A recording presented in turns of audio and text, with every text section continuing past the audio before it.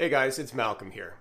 This is another installment of our series of MDM Bytes, which are short instructional best practices videos about how to succeed in MDM.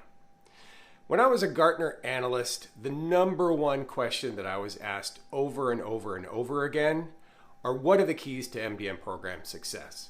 So in today's session, I'm going to break down the 4 key critical aspects of MDM success. There'll be follow-up videos where we can go into more detail into actually how to deliver on each of these 4 areas. But for today's session, I'm just going to break it down, keep it fairly high level. What are the 4 things that you absolutely positively need to get right when you're embarking on an MDM program?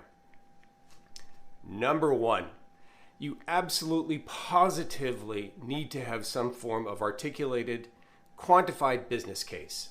You need to know the business problem you are trying to solve and articulate that through the lens, that problem, through the lens of the business.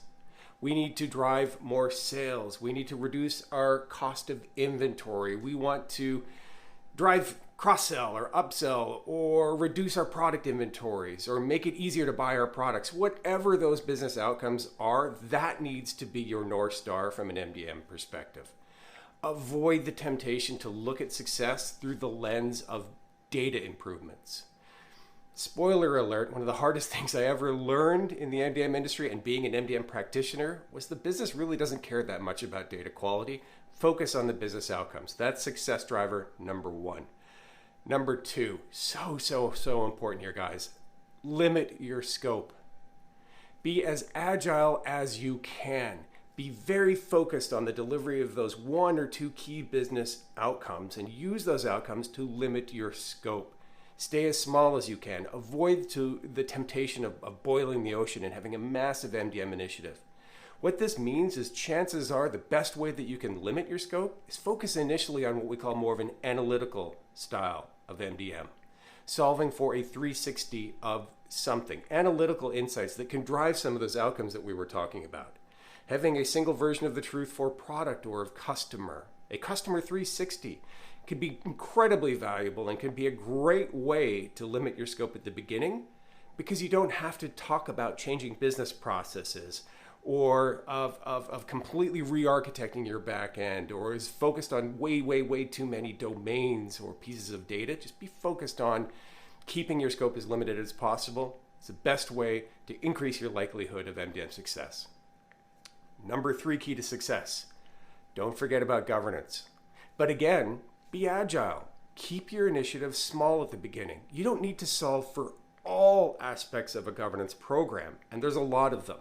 You just need to solve for the aspects of governance that will be required to deliver those limited scope outcomes we were talking about. So be agile. Focus on limited scope of governance. Focus on the things that are absolutely positively necessary to deliver on those MDM, that business case that we were talking about. And iterate over time. You're not going to solve for all of your governance initiatives, all of a governance framework, delivering a world-class governance program on day 1 or even within the first 3 or 6 months. So avoid that temptation. Be focused on governance. It's important, yes, but keep your scope as small as possible. The last thing, number 4 here, is really about executive sponsorship and having a partner on the business side who will support you and work with you and provide the air cover you're going to need to succeed in an MDM program. The way I describe this is this executive sponsorship needs to be prolonged and it needs to be meaningful, right? And these things matter. It can't just be somebody cutting a check. And yes, money's important and you need the money to execute the program, but you need an executive sponsor who's engaged in a prolonged and meaningful way. That they are there going to the meetings, that they're there helping to establish some form of a data governance council, that they've signed off on that business case. That one's important, guys, right? That they are signed off and aligned and supportive on that business case and who are engaged with their peers to make sure that everybody on the executive team knows what's going to be delivered, and more importantly, what's not going to be delivered, right? So you need that business sponsor to sign off on that limited scope and say, yes, this is what we're going to get in 6 months, totally and fully aligned. I'm aligned on the scope. I'm aligned on the business outcomes. Let's go do this. But having that partner is so critical because when the time comes, chances are you will need eventually to change some things about how the business operates.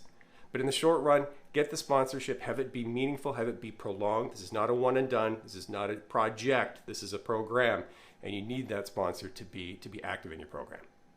So that's it for today. Those are the 4 keys to MDM success. I look forward to sharing more insights on additional MDM Bytes in the future. Thanks.